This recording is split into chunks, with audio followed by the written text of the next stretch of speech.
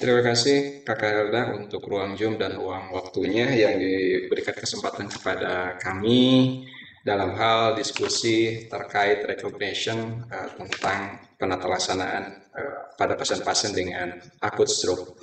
Sesuatu hal yang sangat berkesan di dalam hidup kita adalah pada saat kita memberikan suatu manfaat yang sangat dibutuhkan oleh pasien-pasien kita, kemudian pasien-pasien kita mendapatkan pelayanan, perawatan, begitupun suatu hal sentuhan yang kita berikan kita semuanya, sehingga pasien-pasien dapat mendapatkan perawatan yang baik dan optimal, dan pada saat pasien yang awalnya adalah disabilitas, kemudian pasiennya kembali dalam kondisi yang sangat baik. Itulah sesuatu hal yang sangat bermanfaat dan berfaedah pada saat kita memberikan pelayanan terbaik. Baik, Assalamualaikum warahmatullahi wabarakatuh. Selamat sore, salam sejahtera untuk kita semuanya. Bapak Ibu yang luar biasa dari Sabang sampai Merauke, dari Pulau Miangas sampai Pulau Rote. Eh, Semuanya teman sejawat yang saya hormati dan saya banggakan karena dalam kondisi Bapak Ibu semuanya, teman sejawat semuanya dalam kondisi ini adalah waktu-waktu krusial di mana sedang menahan rasa rindu kita, menahan rasa rindu kita semuanya, tapi mudah-mudahan sesuatu yang sedikit kecil apapun tapi bermanfaat, itulah yang sangat kita banggakan dan kita nanti-nantikan. Baik, terima kasih para teman sejawat semuanya. Kemudian saya sampaikan juga rasa terima kasih saya kepada pimpinan daripada Proemergensi yang tiada hentinya dalam hal pengembangan, dalam hal penentu atau misalnya menentukan peningkatan keilmuan dalam kegawatan maupun dalam hal pengetahuan tentang sesuatu ilmu yang bermanfaat, itu selalu terus secara serius dan terus berkelanjutan. Terima kasih juga yang saya sampaikan kepada panitia yang mana sudah memberikan amanah kepada saya secara pribadi, dan mudah-mudahan kami bisa menyampaikan dan forum diskusi di sini adalah tentang update kardiovaskuler, di mana vaskulernya yang sedikit saya akan sampaikan di sini, tapi mudah-mudahan walaupun sedikit tapi nilainya akan bermanfaat. Izin teman sejawat Bu Helda untuk share screen untuk materi yang saya sampaikan, tapi saya akan menyapa dulu untuk sobat Proemergensi dan teman sejawat semuanya. Apakah suara saya terdengar dengan baik dan jelas? Jelas, Pak. Jelas. Jelas, Pak. Terima kasih. Mudah-mudahan selama saya menyampaikan ini tidak sesuatu hal dengan trouble tentang teknikal, tapi mudah-mudahan semuanya berjalan lancar dan suara saya terdengar dengan baik juga pada saat saya tampilkan untuk slide-nya. Jadi pengenalan tentang stroke dan manajemen pada saat kondisi kita kegawatan. Sudah tampil teman semuanya? Baik, saya tadi sudah disampaikan sama Bu Helda, ya alhamdulillah teman-teman semuanya, ini sedikit saja yang saya punya, mudah-mudahan menjadikan bekal dan menjadikan forum diskusi di mana dalam membuat suatu hal yang lebih baik. Insya Allah teman-teman adalah kita sifatnya sambil belajar dan terus belajar terus. Sedikit biar menambahkan suasana yang kangennya teman sejawat, saya berikan pantun biar lebih segar lagi. Es kelapa rasanya segar, Cakep. biar manis ditambahin gula. Cakep. Bulan puasa nggak boleh mager, ayo semangat cari pahala. Satu lagi, untuk lebih keren lagi, sore-sore jajan ketan. Cakep. Ketannya dibakar pakai areng. Ada salam dari mantan, katanya kapan mau buka bareng. Aci.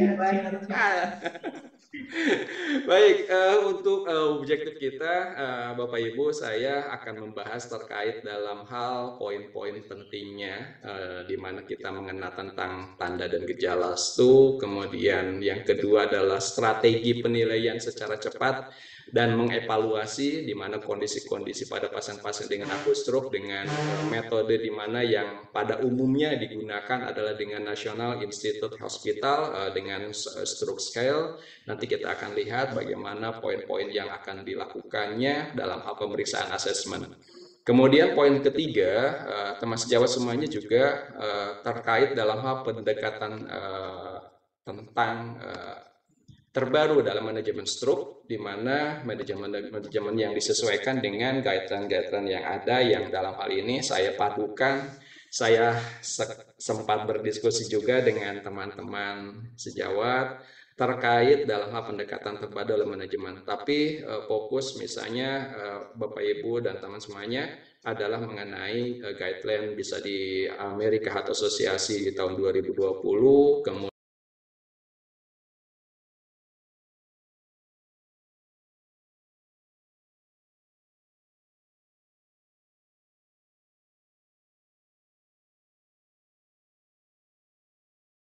nanti saya padukan juga.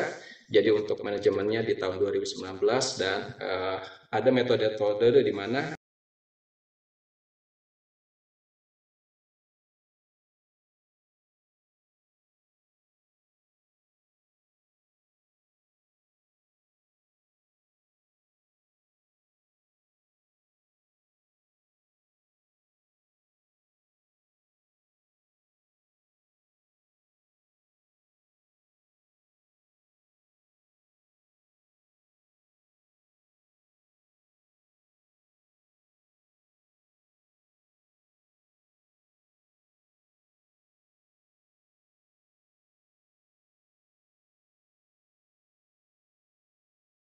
laksana yang kita kenal dengan revaskularisasi atau reperkusi, di mana tindakan-tindakan rekomendasinya yang sangat baik adalah pada saat golden hour-nya pada kondisi iskemia akut adalah dengan tindakan fibrinolitik ataupun dengan tindakan dengan namanya IVT, yaitu dengan endovaskular terapi intervensinya.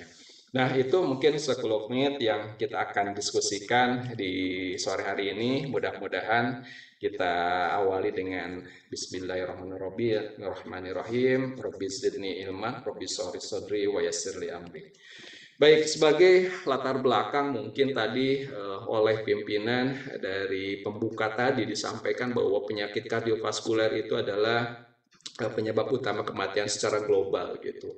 Namun kardio menempati dalam hal sekarang masih urutan yang pertama, tapi vaskulernya adalah mengikuti. Jadi sampai dengan di tahun 2000 itu masih urutan yang kedua. Nah, untuk yang kasus-kasus dengan dimana terjadinya stroke gitu. Nah, ini diperkirakan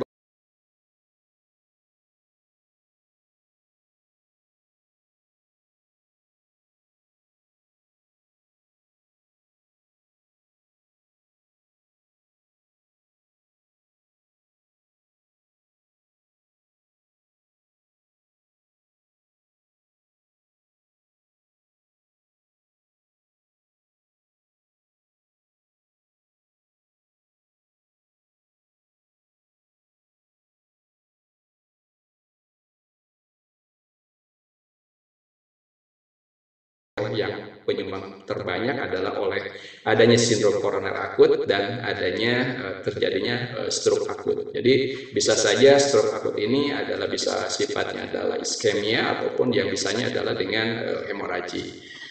Maka ini sangat jelas juga teman sejawat dalam hal kondisi-kondisi kardiovaskuler ini adalah untuk dengan masalah-masalah yang ada yang sering kita temukan di emergensi, permasalahan-permasalahan dari airway-nya dengan respirasinya, kemudian masalah dengan adanya pencernaannya, sampai dengan di sini kalau misalnya dikatakan adalah kondisi-kondisi di mana pandemi yang terjadi. Kemudian di dalam Riskasdas tahun 2007 ini sebagai perkembangan awal di mana prevalensi nasional yang terjadinya angka kejadian stroke itu 8,3 per 1000 kapita. Jadi terdapat 13 provinsi yang terjadi, ya, dikatakan secara nasional itu. Jadi angka yang tertingginya itu kalau saya sampaikan, tapi saya tidak sifatnya adalah menunjuk sesuatu hal yang masih kurang baik karena di tahun 2007, karena di dalam pelayanannya mungkin masih keterbatasan dalam hal fasilitasnya.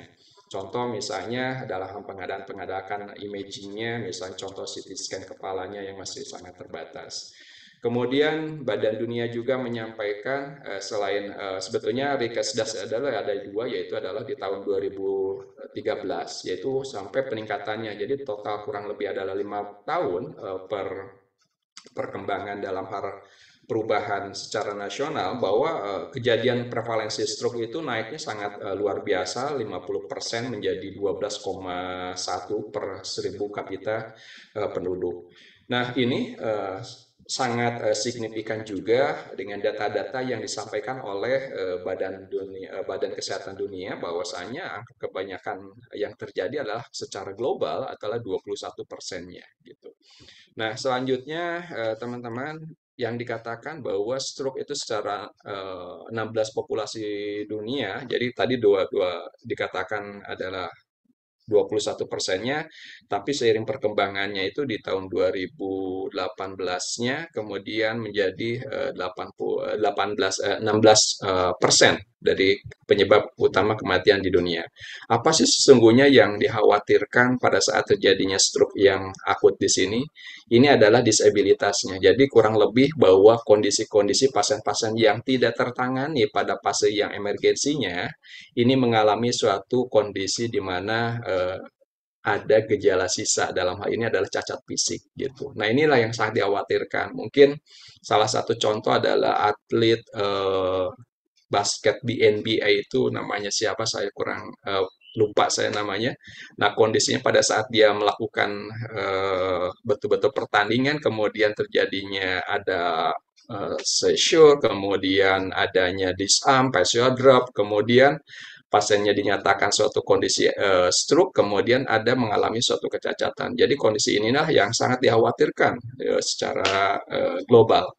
Kemudian pada saat misalnya terjadinya disabilitas, inilah yang terjadi. Jadi yang awalnya bisa beraktivitas sebagai olahragawan, kalau sudah kondisinya sudah ada disabilitas, kemudian adanya sequel, ada gejala sisa, ini yang terjadi. Jadi inilah bayangan yang mungkin dalam hal kejadian stroke ini, kondisi-kondisi perawatan paskanya gitu. Kemudian selain daripada gejala sisa yang didapatkan oleh pasien-pasien dengan kondisi pasien dengan stroke akut, di sini adalah perawatan yang lama gitu, dengan high cost, dengan apalagi long stay daripada perawatannya, kemudian dengan high cost-nya. Mungkin di sini disampaikan bahwa kurang lebihnya katanya dikatakan hampir 70 miliar lah dalam hal dolar itu juga. Maka inilah sebagai di mana gambaran-gambaran begitu pentingnya kita menjadi perhatian di mana dalam hal menyampaikan suatu kondisi di mana stroke akut. Nah, teman-teman, sejawat yang saya banggakan di siang hari ini, jadi saya akan masukkan ke dalam begitu pentingnya. Yang pertama adalah yang disampaikan. Jadi di dalam suatu algoritma, di dalam suatu tatanan, di dalam suatu panduan-panduan, yang pertama poin yang disampaikan adalah yang kita kenali dengan harus mengenal dari tanda awalnya. Jadi recognition awal adalah recognition yang kita kenal dengan adalah gejala awalnya terjadinya stroke, baik yang sifatnya iskemik maupun yang dikatakan adalah dengan stroke hemoragik. Menurut Blake dan Hawk di tahun 2009, bahwa kondisi stroke ini adalah perubahan neurologis. Jadi yang disampaikan terjadinya akibat gangguan aliran. Jadi berbicara aliran menjadi aliran ini adalah vaskularisasinya. Di mana yang terjadinya adalah di permasalahan neurologisnya. Jadi aliran-aliran yang ada misalnya bisa daripada karotis yang paling banyak, supply-nya, maka di sini merupakan perubahan-perubahan neurologis yang bervariasi tergantung lokasi dan luas daripada lesi yang terjadi, sehingga mendadak dan harus ditangani secara ini adalah yang disampaikan oleh Blake dan Holt. Bagaimana dengan pendapat yang disampaikan oleh Badan Dunia Kesehatan Dunia bahwa dikatakan sindrom klinis? Maka di sini sangat jelas bahwa yang disertai dengan gejala berupa gangguan fungsi otak secara vokal maupun global dalam menimbulkan kematian ataupun kelainan yang menetap lebih daripada 20 jam pertama tanpa penyebab lain kecuali gangguan vaskuler. Jadi yang berbicara stroke ya kita membicarakan tidak berbeda jauh. Jadi aliran yang diperlukan oleh supply atau misalnya demand kepada otak itu adalah aliran. Nah, pada saat alirannya terganggu diakibatkan oleh penyebab, yaitu bisa saja bentuknya adalah emboli, bisa saja dari apa namanya itu trombus. Nah, ini adalah bisa mengakibatkan terjadinya sesuatu hal gangguan di dalam aliran dari suplai ke otaknya. Kemudian menurut keputusan di mana dalam persatuan dokter spesialis saraf disampaikan dalam panduannya bahwa stroke ini adalah manifest, jadi merupakan manifest klinis yang akut.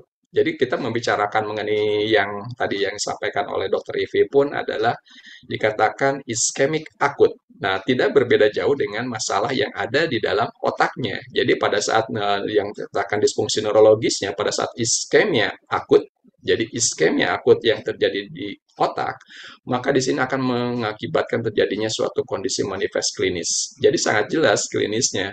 Maka di sini bisa saja pada otak ini yang terjadi itu permasalahan, misalnya supply terhadap medula spinalis, kemudian bisa terjadinya ke retina, ataupun menyeluruh yang menetapkan, misalnya dalam waktu yang menetap lebih dari 24 jam. Sehingga menimbulkan bisa saja adalah suatu tingkat mortalitas yang tinggi akibat daripada gangguan di dalam supply tersebut. Kemudian disampaikan bahwa ini jenis-jenisnya. Jadi disampaikan bahwa ini adalah terjadinya. Kalau misalnya permasalahan gangguan aliran, vaskularisasinya yang terganggu, suplainya yang terganggu, ini bisa dilakukan atau dengan dibuktikan dengan permasalahan dengan untuk pemeriksaan-pemeriksaan penunjang. Nah, sekarang ini adalah menjadikan suatu sorotan yang awal tadi disampaikan di 2007 itu sangat mortalitasnya sangat tinggi penyebab utama penyumbang utamanya. Karena apa? Karena keterbatasan daripada fasilitas yang ada gitu. Kemudian Kementerian Kesehatan dan Perhimpunan Dokter Spesialis Saraf pun menyampaikan selain terjadinya suatu apa nama itu stroke yang iskemia bisa saja terjadinya adalah setelah pencitraan misalnya pemeriksaan dengan imaging maka stroke juga bisa dikatakan pendarahan yang disebabkan oleh pendarahan intrakranial ataupun yang subarachnoid. Ini adalah jenis-jenisnya nanti akan dimasukkan di klasifikasinya. Nah, selain dua kondisi yang terjadi yaitu adalah yang non hemoragik dan yang hemoragik ternyata pendarahannya pun bisa saja, yaitu adalah di subarachnoidnya. Sehingga di dalam rongga dari subarachnoid ini, antara membran arachnoid dan piameternya bisa mengakibatkan adanya suatu udem. Nah, kondisi-kondisi awal apa sih sesungguhnya yang terjadi? Maka teman sejawat semuanya mengenal dengan istilah-istilah dengan transient ischemic attack. Nah, ini kondisi-kondisi di mana pada saat suplainya berkurang, ini bisa memungkinkan adanya adalah yang transient. Jadi berulang gitu nyeri yang gejala-gejala awalnya, gejala-gejala yang timbulnya, manifest klinisnya gitu. Nah, pada saat transient ischemic attack ini adalah lebih cenderungnya adalah gejala manifestnya apa? Di daerah yang sekitar kepala gitu. Kadang sakit kepala, kemudian rasa kesemutan-kesemutan. Nah, ini adalah kondisi yang harus kita waspadai. Kalau misalnya ada sedikit-sedikit kita pelupa, ya itu dimaklumi. Kalau ini mah misalnya kelupaan mulu, nah itu kalau misalnya lupa mulu, nah terus-terusan lupa, maka itu ya harus dicurigai bahwa kemungkinan bahwa terjadinya suatu transient ischemic attack-nya. Nah, sebetulnya teman-teman di sini disampaikan bahwa tipe-tipe stroke di panduan yang sumbernya adalah dari American Heart Association di tahun 2020 bahwa yang kemungkinan yang paling banyak itu adalah kejadian-kejadiannya adalah dengan terjadinya stroke yang iskemia yaitu kurang lebih totalnya adalah 80% kejadian. Jadi angka yang paling banyak didapatkan kondisi-kondisinya adalah yang diakibatkan oleh emboli ataupun dengan trombus gitu yang didapatkannya. Nah, untuk yang 10%-nya adalah terjadinya intracerebral. Nah, yang tadi yang disampaikan adalah kurang lebihnya adalah 3%-nya adalah diakibatkan oleh subarachnoid. Kakak Helda, Ini berkumandang dan asar. Saya break dulu mungkin. Iya, baik. Baik, Pak.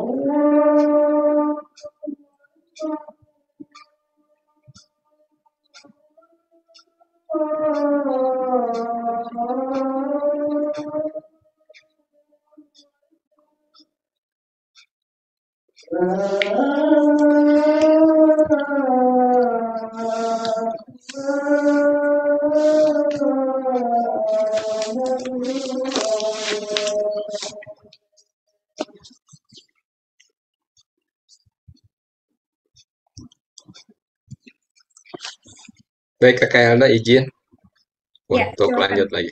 Baik, silakan Pak Lukman. Baik, terima kasih. Untuk tadi terakhir adalah mengenai tipe stroke yang disampaikan oleh American Heart Association di tahun 2020. Jadi angka kejadian yang terjadi yang paling banyak adalah diakibatkan oleh adanya suatu kondisi iskemia, kemudian yang 10%-nya adalah diakibatkan oleh kondisi-kondisi di mana terjadinya stroke yang hemoragik, bisa saja terjadinya adalah intracerebral, dan yang 3%-nya adalah kejadian-kejadian yang terjadi pada subarachnoidnya.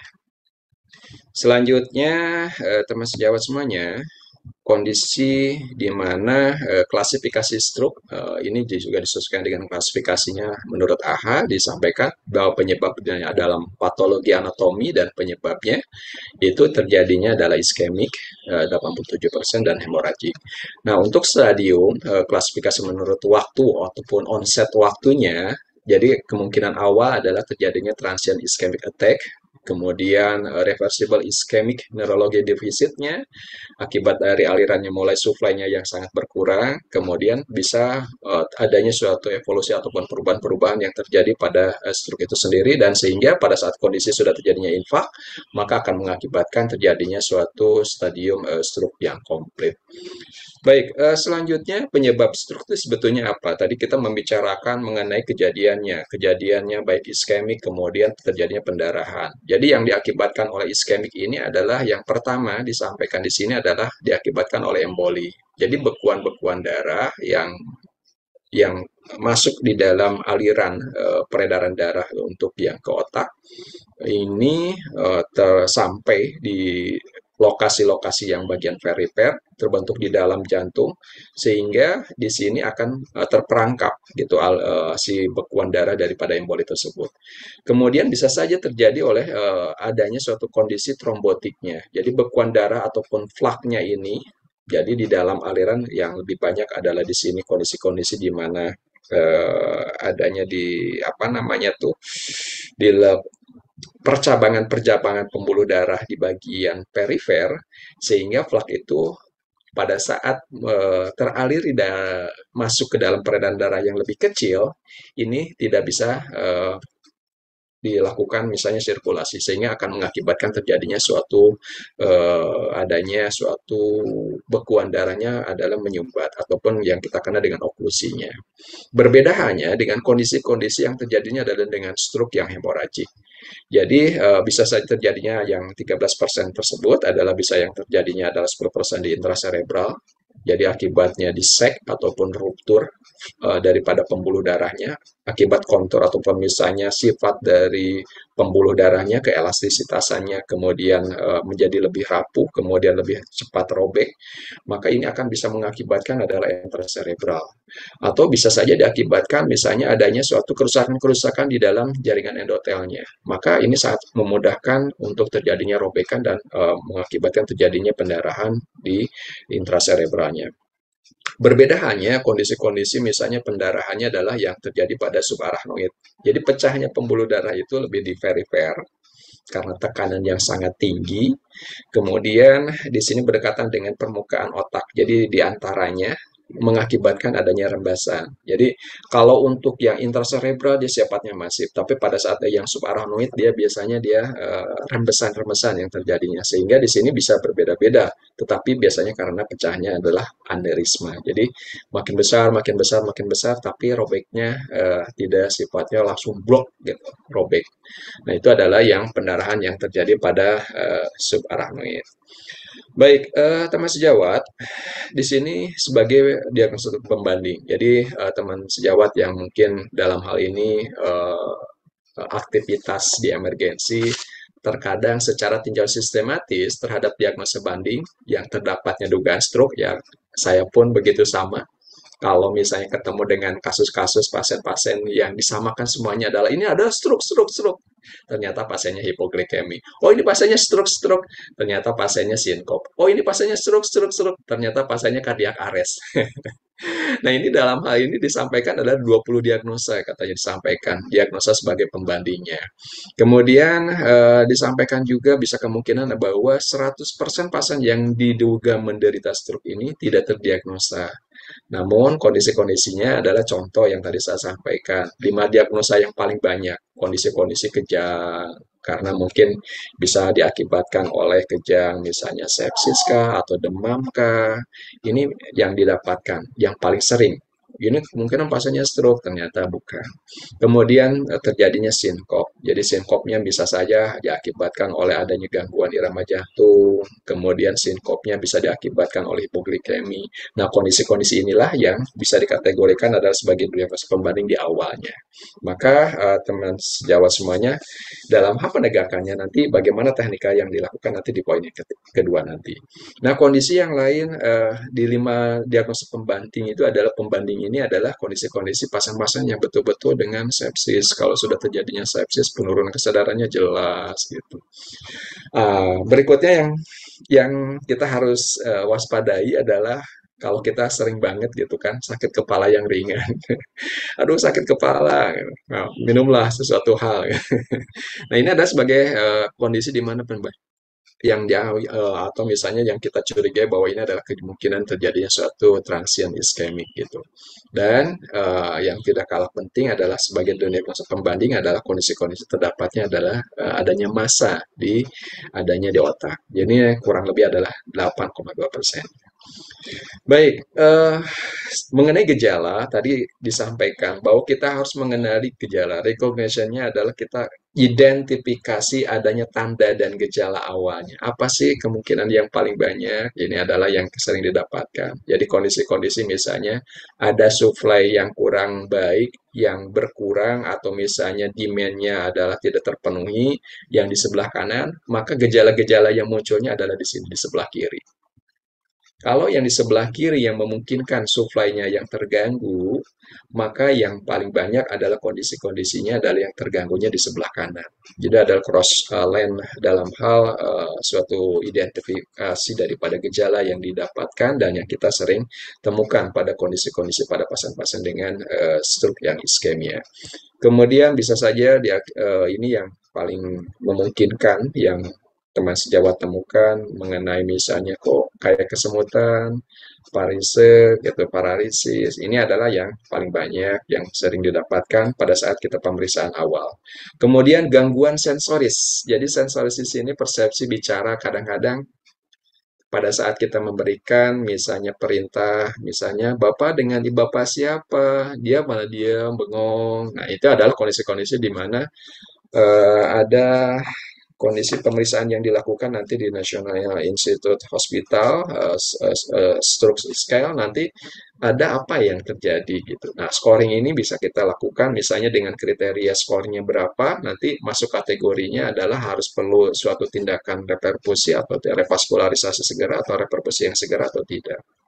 Kemudian secara gangguan visualnya, jadi pandangannya pun bisa mengakibatkan terjadinya jadi keadaan seperti rabun gitu kan. Nah ini yang secara tiba-tiba sifatnya adalah yang akut gitu.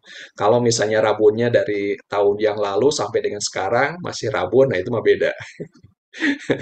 Itu mah rabun jauh dan rabun dekat.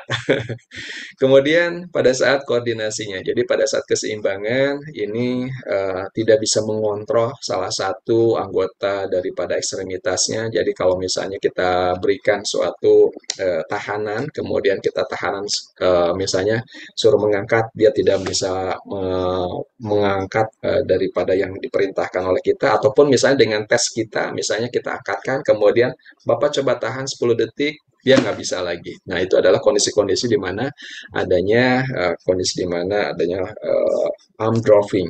Kemudian kondisi di mana dispagianya. Jadi kondisi-kondisi misalnya menelan. Khawatir kalau misalnya teman-teman sering kesendak, sering kesendak itu hati-hati. Itu adalah salah satu tanda-tanda daripada dari nervus, daripada fasialisnya atau sorry dengan vagusnya yang ada bisa memungkinkan ada gangguan dalam menelan. Maka teman-teman semuanya, kalau misalnya pasiennya jangan dikasihkan air, jangan dikasihkan makan-makan, nanti kesendak. Ini salah satunya. Jadi kalau misalnya pasiennya ternyata kalau kondisi pada stroke iskemik akut, mana manifest klinisnya yang akut bisa mengakibatkan ini misalnya mengakibatkan masalah yang baru lagi gitu. Tidak mampu untuk menelan, kemudian kita berikan air, maka sering tersendak ataupun batuk pasiennya. Kemudian nyeri kepala yang sangat hebat. Ini hedisnya sangat luar biasa yang didapatkan kalau misalnya kondisi-kondisi pasien-pasien dengan ada terjadinya stroke. Kemudian kelemahan ataupun paresia. Misalnya paresia yang tadi sampaikan, misalnya yang untuk masalah di sebelah kanan, kemudian yang terjadi adalah yang nanti paralisisnya adalah di sebelah kiri. Begitupun sama yang di sebelah kirinya yang bermasalah, maka yang sebelah kanannya nanti yang bermasalah untuk adanya paralisis ataupun kelemahan-kelemahan ataupun lumpuh dengan bahasa yang kita sering temukan pada masyarakat. Baik, teman sejawat yang saya hormati, bahwa ini bisa kita cegah di dalam identifikasi. Jadi, kondisi-kondisi ini masyarakat yang pada umumnya yang dia sering mengenal gitu, kondisi di mana dalam sedang aktivitas yang rutin di rumah tiba-tiba terjatuh, kemudian adanya kelemahan. Nah, ini adalah kondisi-kondisi di mana kita bisa lakukan untuk pencegahan secara primernya. Apa pencegahannya? Adalah harus mengenali dari awalnya. Jadi pencegahan stroke pada pasien dilakukan dengan cara mengoptimalisasikan faktor resikonya. Jadi poin pentingnya adalah di faktor resikonya. Nah, ini ada kemungkinan nggak yang faktor risiko, terutama pada resiko-resiko yang didapat dimodifikasi. Nah, ini adalah baik tadi yang disampaikan oleh pembicara pertama adalah Dr. Ipi, risk faktornya tidak jauh-jauh banget gitu yang dapat dimodifikasinya. Apa sih menurut menggunakan Framingham stroke profile?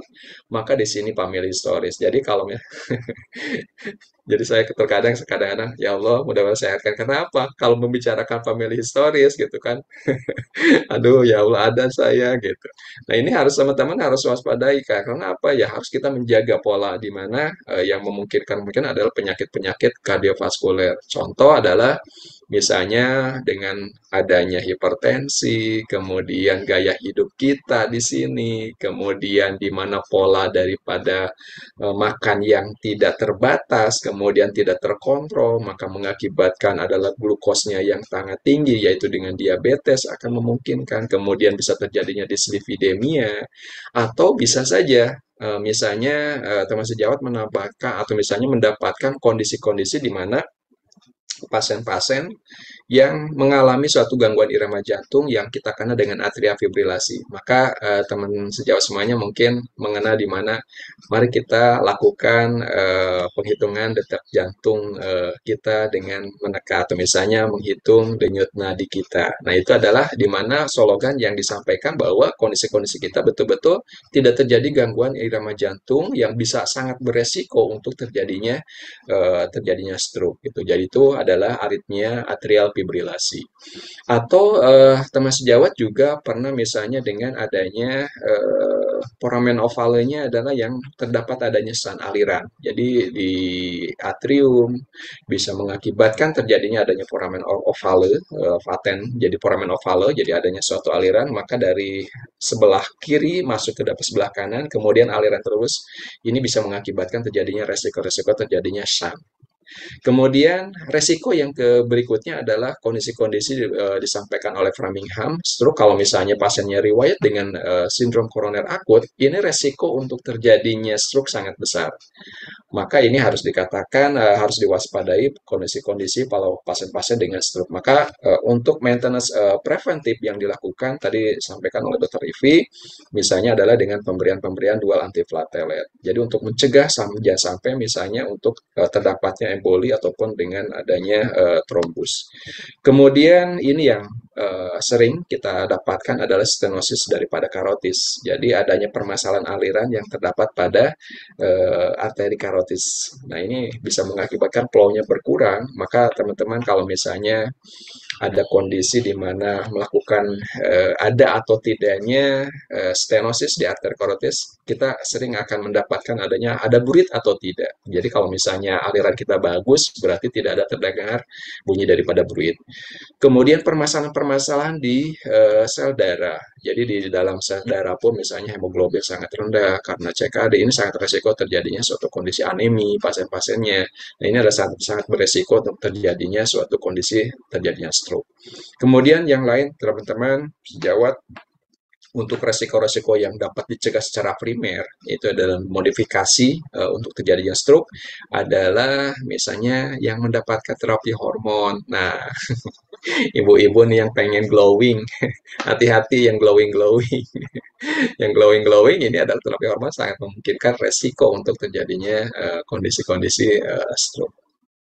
Baik, teman sejawat, dalam hal manajemen pra rumah sakit mungkin ini suatu inovasi-inovasi yang paling banyak. Jadi standarisasi-standarisasi yang disampaikan, yang dikatakan apa ya, dikatakan bahwa ini adalah suatu yang betul-betul yang kita harus lakukan gitu pada saat pencegahan baik yang primer pada saat pra rumah sakit. Jadi di sini para pemegang kebijakan. Jadi kembali lagi kalau misalnya di suatu wilayah kalau kami misalnya di DKI kan sudah ada rumah sakit khusus untuk pusat otak yaitu di PON, maka kalau di situ sangat terfasilitasi semuanya. Semua pemeriksaan-pemeriksaan yang imaging sudah ada bisa sangat lengkap sekali. Kemudian para dokter-dokter ahlinya pun sudah semuanya ada gitu. Nah, maka di sini pun adalah salah satunya adalah dengan petugas misalnya perawat stroke yang ahli, kemudian untuk yang misalnya ruang intensifnya sudah ada, maka di sini penanganan kegawatannya sangat terintegrasi. Selanjutnya adalah mengenai program diklat. Jadi untuk pelatihan dalam hal pelayanan call center-nya ini sangat selalu misalnya per 24 jam tanpa terputus gitu dalam hal memberikan pelayanan untuk kondisi-kondisi pasien-pasien dengan prahospitalnya. Kemudian call center-nya, jadi operatornya udah jelas, udah terintegrasi. Jadi pada saat misalnya ada keluhan-keluhan, adanya suatu komplain yang disampaikan mengenai manifestasi klinis secara kegawatan medik, maka call center-nya ini terintegrasi. Nah, terintegrasinya kemana? Yaitu adalah untuk melakukan suatu triase awal yang dilakukan oleh petugas-petugas oleh emergency medical service. Nah, itu adalah bentuk-bentuk yang terintegrasinya dan optimalisasi di dalam pelayanan untuk pencegahan yang paling banyak ada primernya untuk pasien-pasien dengan stroke yang iskemia dalam onset waktu yang golden hour-nya yang masih baik.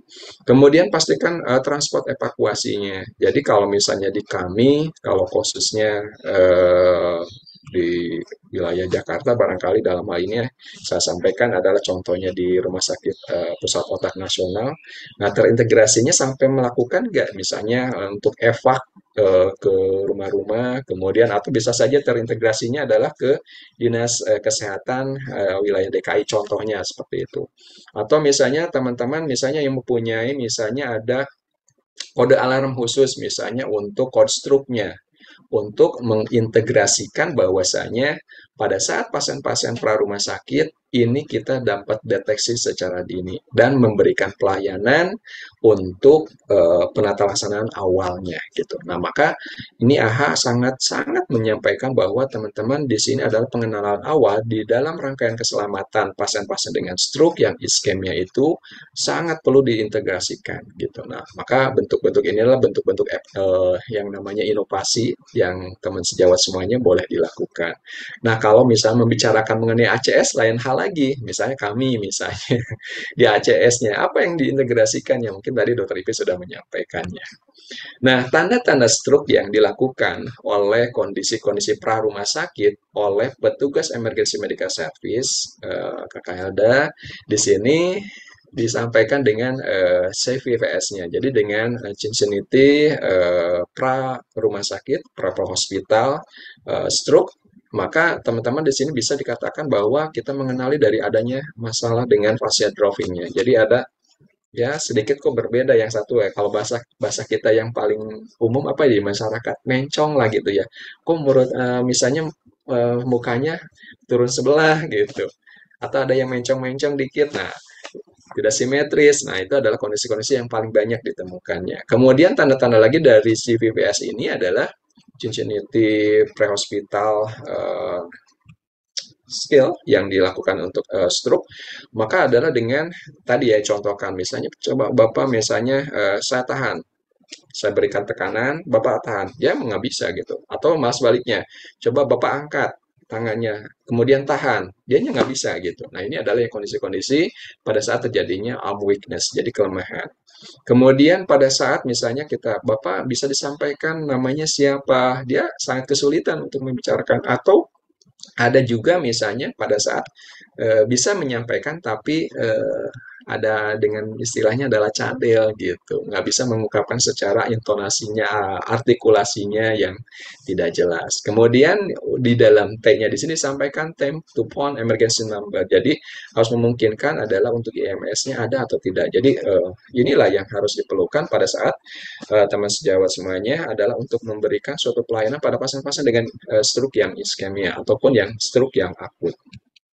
Nah, di dalam algoritma AHA menyampaikan bahwa triase pra rumah sakit bisa dilakukan begitu cepatnya. Jadi IMS sudah melakukan triase di awal gitu. Jadi poin pentingnya di sini adalah IMS sudah dispatch-nya ini adalah sudah memberikan dispatch ini adalah dengan aktivitas emergency medical service. Jadi kalau sudah mengenali dari tanda gejala awal identifikasinya dari awal, maka teman-teman daripada pusat layanan rumah sakit misalnya tipe C ini harus memberikan adalah layanan daripada dispatch dari emergency medical service. Jadi aktivitasnya sudah ada, aktivasi daripada emergency medical service-nya ada.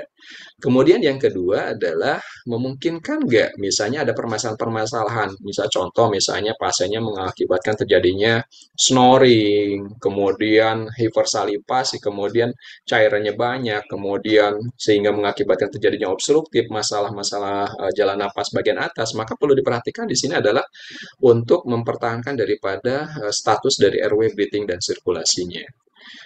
Lanjut lagi di sini disampaikan performance daripada kondisi-kondisi untuk melakukan dokumentasinya apa? Contohnya adalah dengan yang kita kenal dengan adanya tool khusus untuk pemeriksaan awal gitu. Pemeriksaan awal ini harus didokumentasikan. Kalau misalnya dengan Google Form contoh misalnya yang sekarang kita tinggal klik-klik-klik aja masalah atau misalnya yang didapatkan gejalanya ada di klik-klik-klik kemudian kita kirimkan lagi. Kemudian save kemudian akan terkirimkan. Maka di sini dikatakan bahwa screening awal pada saat dilakukan triase sudah ketemu bisa memungkinkan ini pasiennya tinggal menentukan waktu onset golden hour-nya gitu. Maka kalau dikatakan adalah iya bahwa ini ada screening yang didapatkan oleh emergency medical service-nya ada, maka di sini dikatakan bisa dengan pemeriksaan-pemeriksaan tambahan kalau kemungkinan resiko untuk terjadinya suatu like facial occlusion. Nah, bisa memungkinkan, jadi bisa mungkin curiganya bahwa ada masalah di dalam aliran yang misalnya dari karotis ke atas ataupun sampai dengan aliran darah yang ke otaknya. Maka pada saat LVO-nya atau like facial occlusion yang terjadi teridentifikasi, maka di sini dikatakan bahwa last Noel dikatakan kalau kurang dari 6 jam ini merupakan adalah kondisi-kondisi yang kurang dari 6 jam, berarti batasan yang baik di mana kondisi-kondisi di sini terdeteksi kemungkinan-kemungkinan bahwa pasiennya adalah mengalami stroke gitu. Maka ini adalah kondisi-kondisi di mana dikatakan triase awal bisa dilakukan oleh emergency medical service. Maka kondisi apanya? Untuk melakukan transfer ini ke rumah sakit mana sih gitu. Yang ada fasilitas dari misalnya untuk yang pertama adalah dokter spesialisnya, dokter spesialis neurologinya, sarafnya, kemudian nanti adalah petugas-petugas daripada keperawatannya, misalnya untuk perawatan stroke-nya ada atau tidak, kemudian di intensive care-nya ada, kemudian imaging-nya ada, CT scan-nya ada, maka di sini teman-teman untuk menentukan daripada rumah sakit center yang untuk memberikan fasilitas untuk stroke akut tersebut. Nah, selanjutnya fasilitas ambulan. Ini mungkin disampaikan oleh AHA itu sampai dengan sedetail ininya gitu. Kalau AHA menyampaikan, jadi di dalam ambulan ada apa aja sih gitu. Maka disampaikan oksigennya harus ada lengkap, kemudian monitor-monitor sudah lengkap, personil emergency yang terlatih bisa melakukan stabilisasi RW dan lain sebagainya sampai dengan ABC-nya. Kemudian ini yang disampaikan tadi, bahwa kondisi-kondisi stroke emergency ini adalah secara cepat, time is brand. Maka tadi golden hour-nya adalah yang disampaikan sampai sampai saat sekarang ini adalah golden hour, baik AHA itu menyampaikan adalah kurang dari 4,5 jam gitu. Jadi ini golden hour-nya gitu. Ada yang menyampaikan 3 jam yang paling baik, ya ada juga. Maka tadi kalau misalnya kemungkinan-kemungkinan adalah yang emboli, kemudian adanya trombotik, ini adalah golden hour yang sering didapatkan. Jadi bisa saja bahwa yang untuk emboli tersebut bisa kita hancurkan gitu. Kemudian di sini disampaikan jangan terlambat membawa ke rumah sakit. Jadi yang fasilitas-fasilitas ada, tapi yang sekarang apa ya terkendalanya gitu kan dari yang ada yang sistem. Maka tarik kembali lagi pemangku daripada kebijakan yang ada gitu. Mau memfasilitasi kita atau tidak gitu. Dalam hal misalnya melakukan inovasi-inovasi.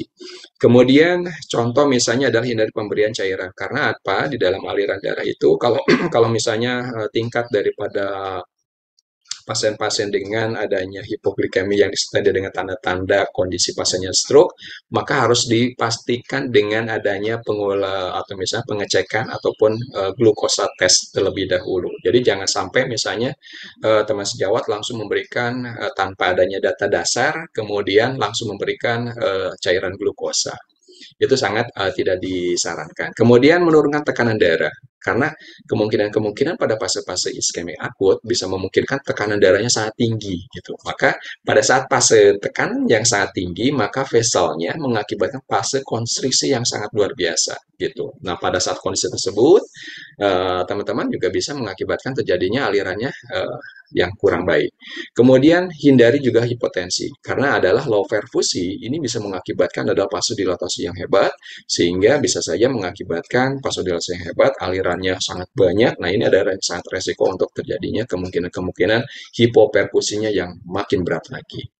Kondisi yang lain adalah bisa mengakibatkan terjadinya hipoventilasi atau terjadinya anoksia dalam onset yang pada akut. Kemudian pada fasilitas ambulan yang lain, apalagi manfaat telemedicine-nya. Jadi kondisi-kondisi kalau misalnya teman sejawat semuanya berinovasi itu ada call center-nya. Jadi kita sudah bisa berkomunikasi pada saat kita melakukan evakuasi. Baik, telemedicine seperti apa? Disampaikan lagi. Solusi telemedicine dapat membantu meningkatkan pelayanan sangat jelas, telekardiologinya untuk interpretasi gambaran. Contoh misalnya, bisa nggak ya dengan CT scan, dengan awal-awal bisa Doppler, kemudian teleskopnya efektif dalam persiapan untuk pengambilan keputusan, untuk ateplase. Jadi apa? Misalnya ada checklist untuk fibrinolitik namanya. Jadi pada saat awal ini sudah melakukan suatu check form checklistnya. Jadi kalau misalnya sekarang inovasi dengan Google Form, mungkin kalau yang kalau untuk khusus, kalau untuk fibrinolytic checklist untuk pasien-pasien dengan sindrom koroner akut yang disampaikan oleh Dr. IP, checklistnya ada fibrinolytic, jadi kontraindikasinya. Begitu sama untuk yang stroke di sini.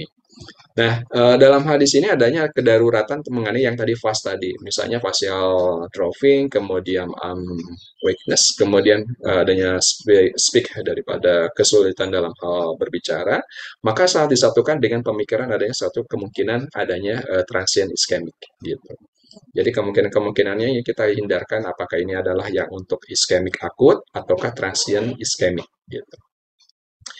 Baik, teman-teman, kendala-kendala ini yang disampaikan oleh Perhimpunan Dokter Saraf di Indonesia ini pedomannya belum gitu. Tapi sekarang sudah banyak kondisi yang disampaikan rumah sakit. Contoh yang teman-teman kita di rumah sakit RCM gitu kan dengan stroke adanya aktivitas dari cold stroke itu sudah terbentuk. Kemudian pedoman-pedoman yang lain sekarang sudah terbentuk di 2019 itu adalah sudah terbentuk bahwa penata laksanaan apa saja, nah yang pada kondisi-kondisi pasien yang stroke yang iskemik atau penata laksanaan apa saja yang terdapat pada kondisi pasien-pasien dengan stroke yang hemoragik. Kemudian tim, jadi tim di sini nggak memungkinkan, sangat tidak memungkinkan sekali bahwa penata laksanaan stroke itu hanya dikerjakan oleh dokter spesialis saraf saja. Jadi kalau misalnya yang stroke hemoragik ya bisa memungkinkan adalah bedah kepala gitu, yang untuk kraniotominya. Nah, kemudian anestesinya, kemudian adalah dokter anestesi, kemudian perawat intensive care-nya, dokter misalnya perawat bedahnya, ini harus diintegrasikan. Kemudian tidak semua rumah sakit memiliki perangkat diagnostiknya. Jadi imaging di sini yang sangat memungkinkan masih banyak kekurangan-kurangan. Ya tadi sudah disampaikan, ya saya sempat kita mengobservasi bahwa jangankan yang alat-alat mahal gitu kan, mesin EKG aja makin sulit gitu kan. Nah, kondisi-kondisi CT scan sekarang, apakah semua perangkat rumah sakit sudah terfasilitasi oleh CT scan, misalnya dengan berapa imagingnya, misalnya ada 64 sampai dengan 120, nah itu ada masih keterbatasan. Kemudian belum semua rumah sakit juga mempunyai dokter atau perawat dengan keterampilan khusus untuk perawatannya stroke. Nah ini adalah yang kendala-kendala yang kita sangat terjawab sekali. Tapi mudah-mudahan ke depan teman sejawat semuanya bahwa kondisi pelayanan stroke akan lebih baik lagi. Nah, maka Kementerian Kesehatan menyampaikan bagaimana sih untuk mengatasi itu semuanya gitu kan, untuk kepada masyarakat yang lebih misalnya diterima bahwa istilah stroke itu adalah segera ke rumah sakit, ke RS lah di sininya. Jadi segeranya apa? Senyumnya tuh udah nggak simetris. Kemudian ada gerakan, misalnya G-nya itu adalah gerak separuh anggota tubuh melemah tiba-tiba. Kemudian apalagi raknya, bicaranya pelo, tiba-tiba tidak dapat bicara, tidak mengerti kata-kata. Nah, ini adalah raknya. Kemudian ke-nya apa? Yaitu kebas-kebas atau dengan baal atau kesemutan separuh tubuh yang terjadi. Kemudian R-nya apa? Rabun. Jadi adalah di mana kemungkinan-kemungkinan adanya gangguan dalam penglihatannya. Kemudian secara tiba-tiba ya, ingat secara tiba-tiba, tidak bukan misalnya udah dalam waktu lama. Kemudian S-nya apa? Sakit kepala yang hebat yang muncul secara tiba-tiba. Hati-hati, kondisi-kondisi inilah yang disampaikan kepada masyarakat. Baik, itulah teman semangat yang begitu pentingnya identifikasi awal dalam hal mengidentifikasi daripada manifest dan untuk klinis pasiennya. Nah, strateginya apa kalau kondisi-kondisi kalau kita sudah mengenalinya, yaitu dengan evaluasi. Kalau misalnya sekarang tadi berbicara mengenai rumah sakit, sekarang membicarakan adalah untuk pelayanan di emergensinya. Maka bisa dilakukan dengan evaluasi National Institute Hospital Stroke Scale-nya. Namun, kembali lagi, bahwa kondisi-kondisi stroke ini kita sesuai dengan ketepatan kita di dalam memberikan pelayanan terhadap masyarakat atau pada khususnya adalah pasien-pasien yang sedang mengalami stroke. Apa saja kita mengenali daripada 8D-nya. Apa sih yang 8D yang pertamanya ini ya? Tadi, identifikasi. Jadi deteksinya sangat jelas. Kemungkinan deteksinya kalau misalnya pasiennya menyampaikan adanya komplain bahwa saya kelemahan fisik secara tiba-tiba, maka deteksi dini. Wah, ini kemungkinan pasiennya. Ada lagi nggak misalnya? Keluarganya menyampaikan, misalnya dengan fasiatrofinya, kemudian mukanya satu yang ke bawah. Nah, ini adalah deteksi bahwa identifikasi. Kemudian setelah deteksi, di dalam rangkaian keselamatan adalah dispatch. Tadi saat disampaikan bahwa dispatch ini adalah petugas IMS-nya betul-betul responnya 24 jam, kemudian mau kapanpun, dimanapun, tempat yang jauh, siapapun itu pasiennya tetap diberikan pelayanannya. Jadi dispatch-nya sudah betul-betul sudah siap gitu. Kemudian delivery-nya itu juga sama gitu. Delivery-nya adalah ambulan siap menjemput, kemudian siap membawa gitu. Nah, sekarang untuk kita kembali lagi sampai sejauh mana untuk memberikan pelayanan-pelayanan baik yang sifatnya stroke iskemia ataupun yang kondisi-kondisi yang lain yang sifatnya kegawatan medik. Nah, setelah delivery adalah kondisi di mana terdapatnya adalah, oke, sekarang kita datang ke rumahnya. Pak, yuk kita sekarang ini ada kemungkinan bahwa pasiennya mengalami kondisi gejala stroke yang akut atau serangan stroke. Maka teman-teman akan mendapatkan waktunya di sini. Bahwa time is brain adalah di antara 3 jam sampai dengan 4,5 jam. Ini adalah waktu yang paling baik untuk penata laksanaan reperfusi pada kondisi-kondisi pasien yang stroke. Nah, kalau kondisinya sudah diketahui di DOR, itu sudah kita katakan bahwa sudah kita siap untuk dievakuasi, maka D yang kelimanya di sini disampaikan adalah data. Perlu datanya apa? Kita dilakukan pemeriksaan ke rumah sakit nantinya. Kita bawakan ke rumah sakit mana yang ada fasilitas CT scan yang 24 jam. Kemudian sudah dilakukan CT scan, sudah diputuskan interpretasi gambarannya. MRI-nya kah, atau misalnya CCT-nya lah, atau misalnya CT scan-nya lah. Nah, ini ada data-data. Data-data ini juga harus didapatkan oleh dokter-dokter spesialis, spesialis misalnya di emergensinya. Kemudian konsultasi ke dokter spesialis neurolognya. Maka didapatkanlah data-data bahwa kemungkinan bahwa ini pasiennya stroke yang iskemia ataupun yang hemoragik, atau pasiennya adalah yang non hemoragik ataukah yang hemoragik. Maka decision-nya ini sangat jelas dari data-data yang didapatkan setelah decision, maka di sini dikatakan penegakan diagnostiknya sangat jelas. Maka apa? Di sini adalah untuk menentukan drugnya reperkusinya, apakah dia dilakukan untuk reaktivasinya dengan fibrinolitik reaktivasi, ataukah dengan sifatnya adalah dengan IVT, misalnya dengan endovascular terapi trombolitiknya, ataupun dengan istilah-istilah dengan IVT itu adalah pemberian yang sifatnya adalah ruang kateterisasi. Kemudian disposisi di sini adalah untuk yang perawatan-perawatan pasca tindakan-tindakan yang dilakukan untuk reperkusi ataupun revaskularisasinya. Nah, inilah teman-teman, maka rangkaian keselamatannya akan tercapai dan untuk pemberian pelayanan kepada pasien-pasien yang stroke-nya akan sangat terintegrasi sehingga kemungkinan-kemungkinan terjadinya kondisi sequel, gejala sisa kecacatan disabilitas bisa kita hindarkan dan kemungkinan-kemungkinan terjadinya angka mortalitasnya pun bisa ditekan dan diturunkan. Maka manajemen yang ada adalah waktunya di sini sangat jelas. Waktunya maksimalnya kurang dari 60 menit. Apakah mampu semuanya teman-teman sejawat semuanya? Halo, masih adakah teman-teman semuanya? Waktunya 60 menit loh pasiennya. 60 menit di mana ya pasiennya? Oh, masih di sana katanya lagi nunggu-nunggu semuanya kartu BPJS-nya nggak aktif, masih dalam semuanya yang nganternya nggak ada. Nah, inilah kondisi-kondisi yang kendala-kendala tadi yang sudah disampaikan. Maka di dalam algoritmanya pun disampaikan. Jadi beberapa waktu di dalam identifikasi tadi tanda dan gejala oleh yang awam, misalnya pada saat penyampaian, ini waktu-waktu yang paling baik itu adalah kejadian awal, terjadinya tanda-tanda identifikasi tanda gejala stroke.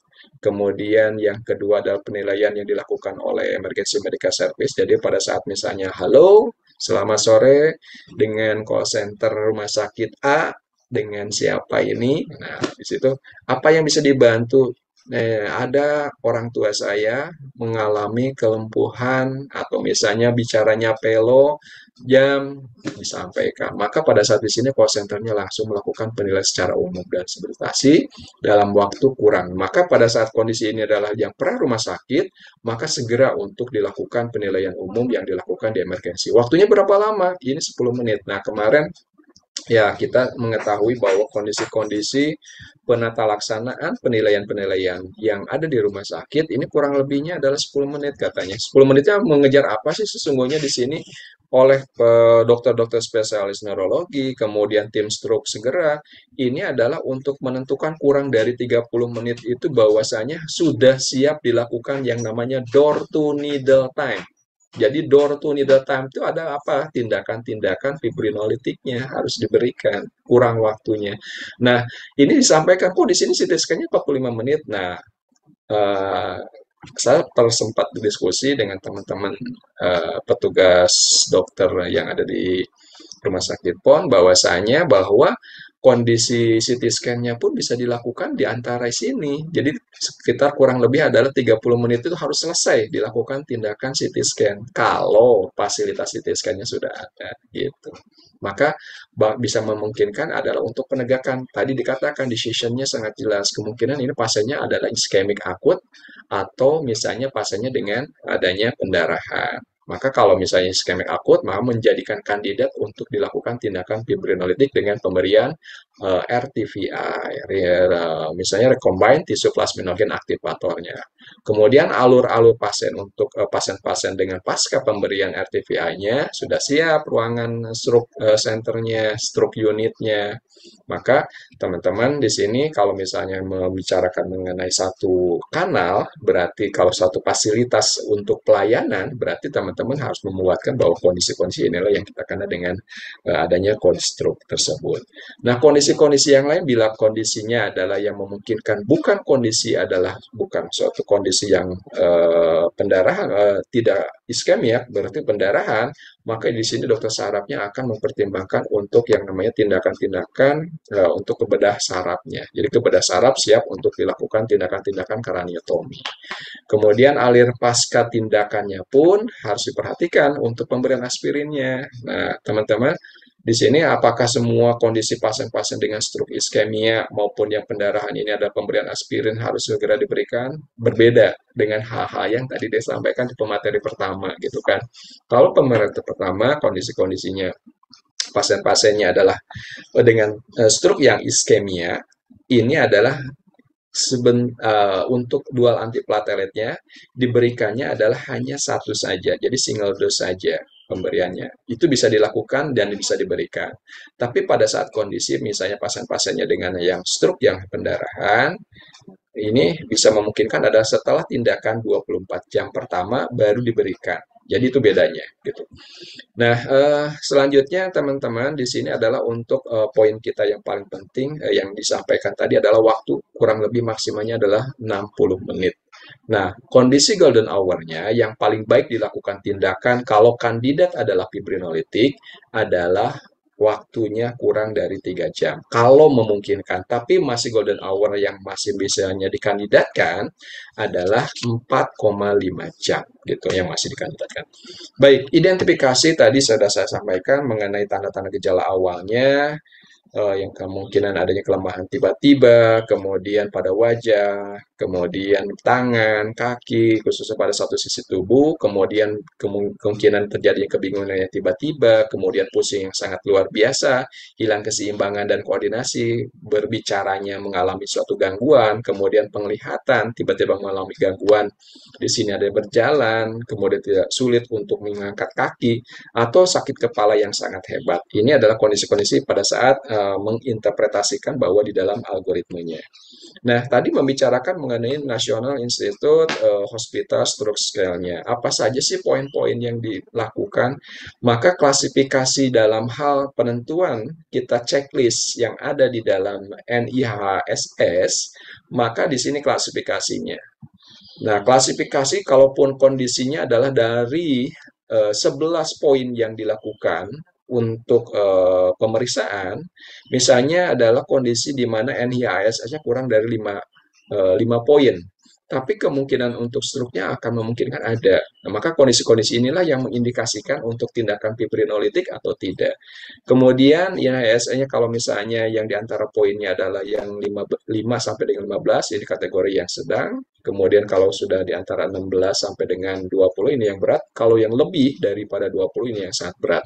Nah, kondisi-kondisi inilah yang kita lakukan pemeriksaannya. Contoh adalah dengan tingkat kesadarannya. Jadi yang kemungkinan pasiennya dengan GCS yang kesadarannya misalnya di bawah 8, GCS yang didapatkan yang pasiennya diintubasi juga kemungkinannya. Nah, ini adalah kondisi-kondisi pasiennya dilakukan nggak ya untuk melakukan tindakan intubasi, kemudian diberikan untuk pasiennya iskemiknya gitu kan, iskemik yang berat banget gitu yang didapatkan, maka kondisi-kondisi ini pun pemberian tindakan fibrinolytiknya pun tetap dikerjakan tapi dengan resiko yang sangat tinggi gitu.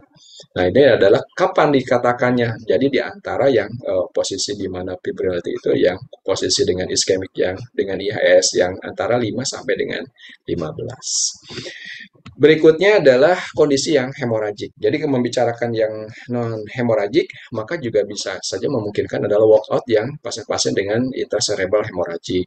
Nah, apa yang harus diperhatikannya kondisi-kondisi sebelum tindakan-tindakan kandidat fibrinolitik, yaitu adalah kondisi-kondisi di mana waktunya, kemudian gejala yang muncul, yang didapatkannya, risk faktornya atau yang bisa dimodifikasinya apa saja yang didapatkan. Kemudian ada riwayat obat-obatan atau tidak yang pasien-pasiennya. Kalau misalnya pasiennya masih memungkinkan mengkonsumsi obat-obat pengencer darah, maka kalau misalnya hemoragik, maka memungkinkannya pada saat bedah kraniotominya berarti resiko untuk bleedingnya sangat besar. Kemudian kemungkinan pasiennya akan mengalami kondisi di mana demensia atau misalnya dikatakan bahwa resiko-resiko yang modifikasi yang lain adalah ini riwayat bahwa pasien-pasien ini mengalami misalnya kondisi alkoholik yang sangat berat, ini bisa resiko sangat terjadinya pendarahan. Baik, teman-teman, kita masuk ke dalam poin yang ketiga. Mbak Hendra, waktunya masih ada? Lukman, waktunya 2 menit lagi. Oh, siap. Pendekatan terbaru dalam manajemen stroke. Nah, secara global, sportifnya adalah lebih banyak adalah kondisi-kondisi yang di sini. Jadi, globalnya dari mulai airway breathing pada saat treatment yang dilakukan, tapi yang poin paling penting adalah di sini, di poin 3,6. Jadi, titik 6, yaitu fibrinolysis. Kemudian nanti emergensi di sini yang dikatakan adalah dengan volume expansion dari hemodilasi. Jadi, kalau misalnya kemungkinan pasien-pasien yang terdapatnya adanya pasokan yang kekurangan cairan bisa dilakukan dengan penambahan cairan. Nah, AHA menyampaikan juga bahwa di sini adalah algoritma yang disampaikan. Jadi poin penting adalah di sini waktunya. Jadi poin penting dilakukan adalah yang kalau sudah datang di rumah sakit 10 menit itu sudah siap dilakukan gitu kan. Di sini adalah untuk tindakan door to needle time untuk tindakan fibrinolitiknya. Kemudian ini adalah rekomendasi-rekomendasi bahwasanya menyampaikan bahwa tindakan-tindakan pemberian terapi oksigen bila kondisi pasien-pasien yang kurang dari 94%, maka boleh diberikan terapi oksigennya. Bila kondisi-kondisi yang tidak permasalahan adanya airway breathing-nya, maka cukup dengan kita mempertahankan ada atau tidaknya permasalahan tersebut. Kemudian untuk tensinya, jadi kontrol tensi darahnya adalah jangan sampai bahwa tensi darah pasien itu adalah di atas dari 180 untuk sistoliknya, kemudian untuk diastoliknya adalah 110. Jadi rata-rata mean arterial pressure-nya, jadi keturunan atau misalnya turunan kita turunkan untuk blood pressure adalah kita bisa turunkan 20 sampai dengan 25% dari penurunan dari mean arterial pressure-nya. Karena apa? Karena untuk mengindikasikan untuk pemberian daripada antiplase fibrinolitik. Penata laksanaan stroke secara emergensi targetnya yang tadi disampaikan. Kalau kondisi-kondisi tekanan darah. Kemudian ini adalah untuk yang penata laksanaan untuk yang pasien dengan peningkatan tekanan intrakranial, yaitu kalau pasien terapi dari monitor yang maintenance, yaitu di antara 0,25 sampai dengan 0,5 gram per kilogram berat badan. Ini targetnya dalam waktu 20 menit. Kemudian suhu tubuh harus diperhatikan pada kondisi-kondisi pasien-pasien dengan yang stroke yang iskemik maupun yang hemoragik. Jadi di antara 37 sampai tidak boleh dengan hipertermi pasiennya. Kemudian glukosa diharapkan tidak boleh kurang dari 60 miligram dan tidak boleh lebih dari 180. Jadi tidak boleh dengan hiperglikemi juga. Rehabilitasi pada pasien-pasien dengan stroke, maka ini perlu adanya suatu penata laksanaan lanjutan di dalam rumah sakit, multispesialis, kemudian stroke sangat disarankan untuk melakukan rehabilitasi. Nah, ini pencegahan stroke-nya yang dilakukan, keep your tensi darah yang tadi permasalahan-permasalahan dimodifikasinya secara sekunder, kondisi-kondisi pasiennya resiko untuk CAD-nya, antiplateletnya diminum atau tidak, kemudian gula darahnya, kemudian pemeriksaan echo bisa direkomendasikan, pemeriksaan EKG bila memungkinkan adanya atrial fibrilasi. Kemudian edukasikan kepada pasien dan keluarganya sebelum pasiennya discharge. Nah, ini adalah tindakan yang direkomendasikan bila kondisi-kondisi pasien-pasien yang golden hour-nya, fibrinolitik ataukah dengan endovaskular intervensi. Maka di sini ateflase. Jadi kalau misalnya teman sejawat semuanya, misalnya rekomendasinya setelah inklusi dan eklusinya sudah disingkirkan, maka ateflase boleh dengan dosis awal adalah antara 0,6 sampai dengan 0,9 mg per kilogram berat badan. Nah, kalau misalnya berat badan 50, kita ambilkan yang 0,9 berarti kurang lebihnya adalah 45 miligram yang kita berikan. Nah, 10%-nya daripada 45 miligram, jadi kurang lebih adalah 4,5 cc, 4,5 miligram diberikan adalah secara bolus dalam 1 menit. Gitu, secara cepat kita berikannya. Nah, yang untuk yang sisanya adalah diberikan selama 60 menit atau waktu 1 jam. Nah, ini adalah untuk golden hour antara 3 jam sampai dengan 4,5 jam. Kemudian fibrinolitik yang lain pada pasien-pasien dengan kontraindikasi memenuhi syarat ini diberikan boleh dengan dosis 0,2,5 mg per kilogram berat badan. Kriteria inklusi ini adalah checklist yang harus teman-teman wajib sifatnya. Jadi indikasi-indikasi pemberian fibrinolitik, kemudian yang untuk eklusinya ini yang kontraindikasi yang nggak boleh nanti teman-teman.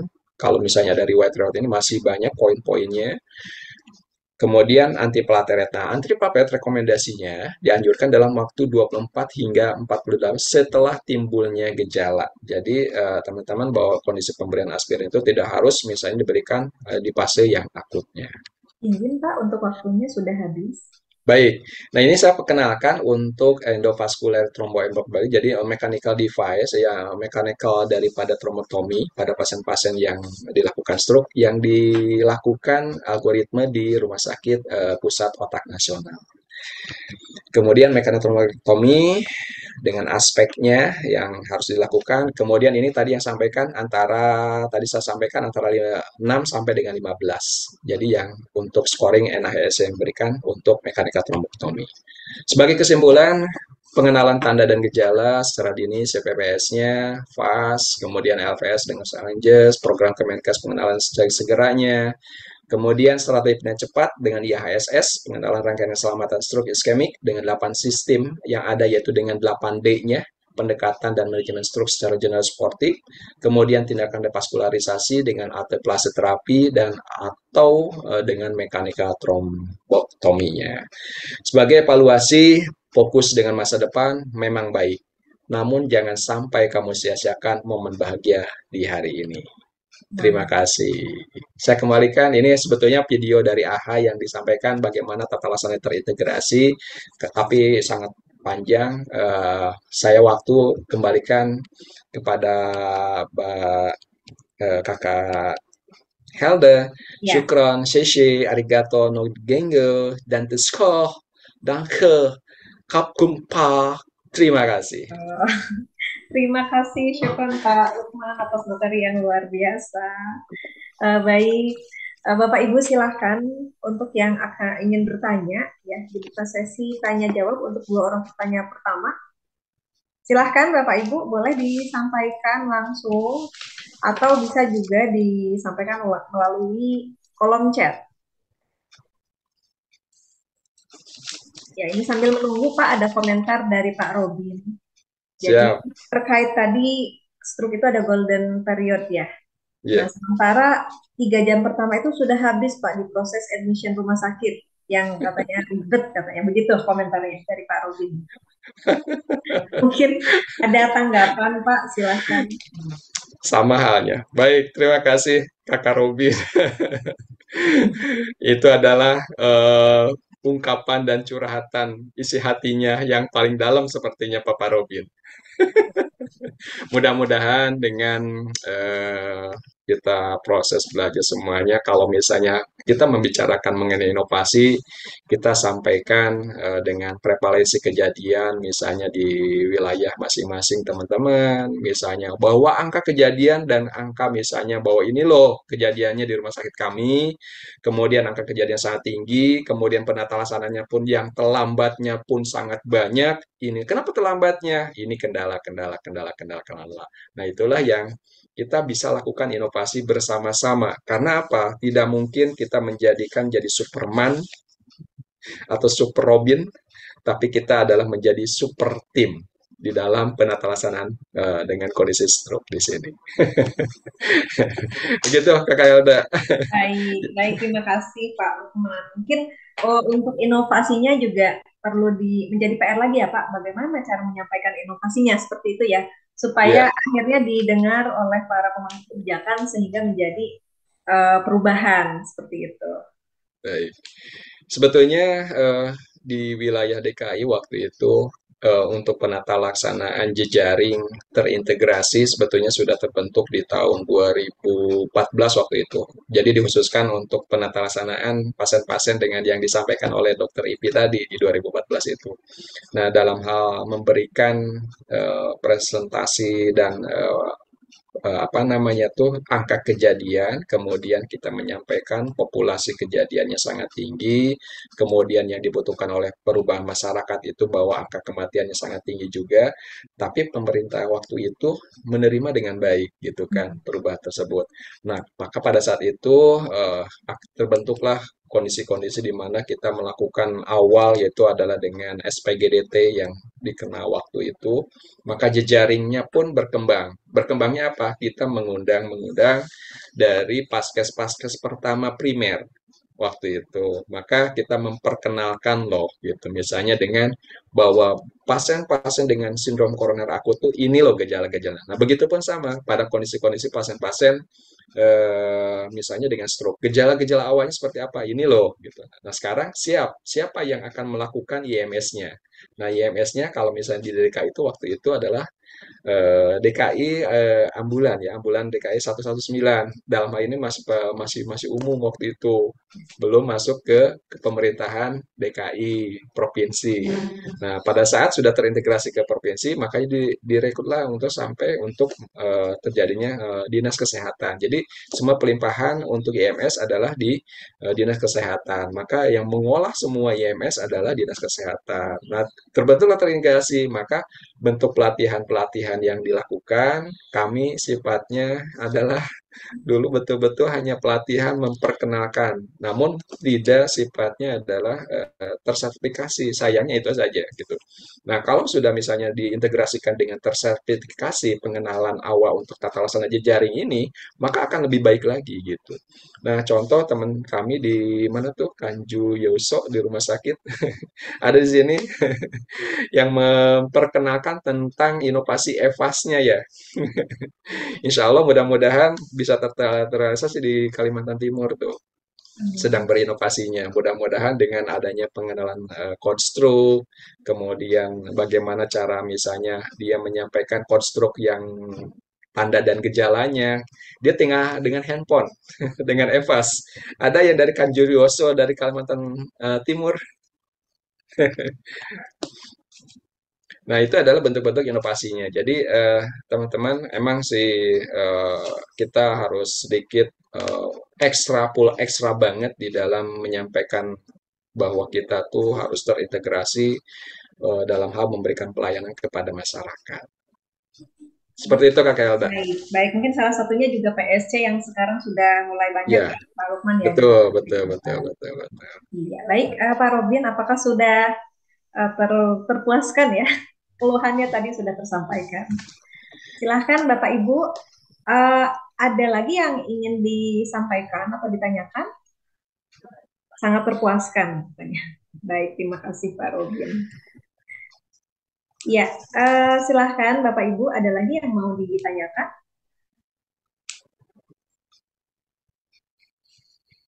Ya, sambil menunggu Pak Lukman karena masih ada waktu ya. Tadi terkait dengan tanda-tanda stroke, facial drop, weakness, speech difficulty. Nah, ini apakah harus ketiganya muncul atau hanya salah satu saja sudah menandakan bahwa itu stroke? Kemudian yang kedua juga untuk pasien-pasien seperti Bell palsy ya, Pak Lukman, itu mirip seperti ada facial drop, padahal ternyata Bell palsy. Nah, itu bagaimana ya Pak membedakannya? Baik, terkait sebetulnya sih dari FAS itu muncul itu dari Chinsicity ya untuk prioritas stroke scale itu penilaian yang dilakukan di Chinsicity. Maka kalau terjadinya misalnya apakah keterjadian dalam hal misalnya facial dropping, kemudian arm weakness, kemudian speak difficulty, maka apakah semuanya itu harus terdapat di dalamnya? Maka secara kejadian ini adalah yang stroke ischemicnya itu sangat bergantung. Jadi kalau misalnya sifatnya adalah yang ringan, nanti yang ringan ini adalah akan dilanjutkan untuk pemeriksaan dengan National Institute Hospital apa namanya tuh untuk yang skor stroke yang ada di rumah sakit nanti di perkelanjutannya. Nah, salah satu saja sudah masuk kategorinya. Misalnya pasien dropping gitu, pasien dropping saja. Itu apakah memungkinkan terjadinya? Bisa, kemungkinan kecurigaannya. Nah, sekarang bagaimana dengan ada kejadian balplasi yang sangat mungkin itu sangat sakit banget gitu balplasi itu. Nah, apakah itu sebagai tandanya? Maka teman-teman salah satu adalah yang di dalamnya 20 kemungkinan diferensial diagnostik ataupun diagnosa pembanding itu salah satunya balplasi gitu kan. Nah, itu bisa dibuktikannya di mana? Pada saat nanti dilanjutkan di emergency team dalam hal penilaian dengan National Institute Hospital skor stroke tersebut gitu. Maka poin-poin ini akan terdapatkan lagi. Nah, tidak cukup hanya NSA saja. Jadi kalau misalnya di stroke itu setelah NS itu ada penentu awal. Maka pemeriksaannya apa? Pemeriksaan emerging yaitu adalah dengan CT scan. Maka CT scan akan sangat betul menentukan diagnostiknya. Jadi decision itu adalah sangat ditentukan oleh pemeriksaan imaging. Nah, kalau berbeda dengan yang pembicara yang pertama gitu kan, karena alatnya masih banyak, lebih murah gitu kan.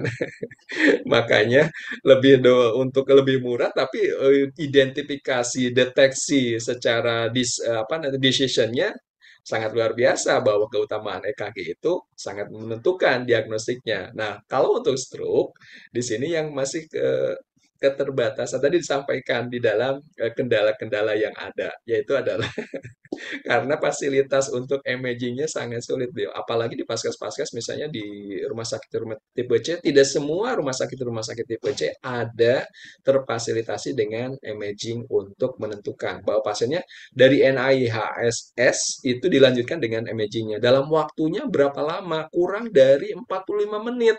Kalau yang tadi berbicara algoritma, tapi kalau kemarin saya sempat diskusi-diskusi, ternyata itu lebih baik adalah kurang dari 45 menit. Kalau bisa kurang dari 30 menit katanya. Kenapa? Door to needle time untuk ditentukan iskemik akut untuk memberikan tadi untuk fibrinolitik alteplasinya gitu. Maka sangat memungkinkan kalau kurang dari 30 door to needle time-nya adalah sangat tercapai gitu. Kalau misalnya membicarakan mengenai chain of survival dari pasien-pasien dengan iskemik akut. Seperti itu Kakak Helda. Jadi diferensial diagnostiknya bioplastik sangat jelas dan pemeriksaannya akan dilanjutkan. Karena CVPS jadi prahospital dari CCPT itu hanya tiga, tapi salah satunya bisa gitu. Oke, baik ya. Jadi tetap harus dilakukan pemeriksaan penunjang ya. Salah satunya imaging Iya, tadi ya, Pak. betul. Baik. Baik, Pak Lukman, luar biasa karena waktunya juga sudah menunjukkan pukul 4:15 sudah habis. Ya, Mungkin ada closing statement yang ingin disampaikan Pak Lukman untuk rekan-rekan yang ada di ruang Zoom ini. Silakan. baik teman-teman yang saya banggakan, teman sejawat yang saya hormati, sesuatu hal yang baik adalah sesuatu hal yang kita hadapi yang sangat berat. Sesuatu hal yang untuk memberikan pelayanan terbaik, ada sesuatu hal yang kita bisa lakukan secara bersama-sama. Mudah-mudahan sesuatu hal inovasi bisa terrealisasi dan bisa terlaksanakan, dan kita sesuatu yang berkesan adalah memberikan yang terbaik kepada pasien-pasien khususnya.